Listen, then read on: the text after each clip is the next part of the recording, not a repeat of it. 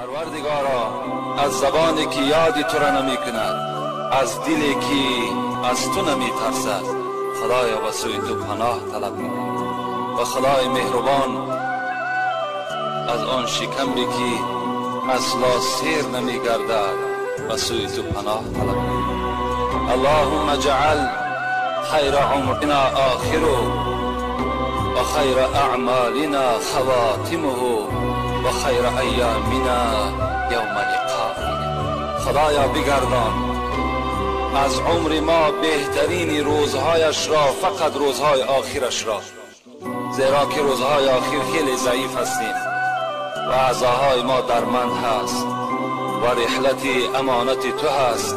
پروردگارا، آخر حیات ما را خوشبخت بگردان، نیک بگردان و از عملهای ما باشد پروردگارا آخر عملها مانا عملهای نیک بگردان و بهترین روز را برای ما همان روز بگردان که با جمال جهان آرای تو رو پروج کنی.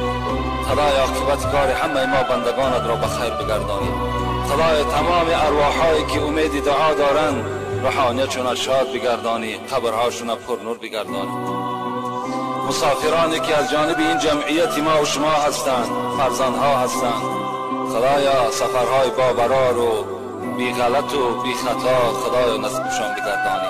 صحت بردی، سلامت برگشته به خاندان آمدن موفقشان بگردانی. اللهم اعین علی ذکرک و شکرک و حسن عبادتک برحمتک یا ارحم الراحمین.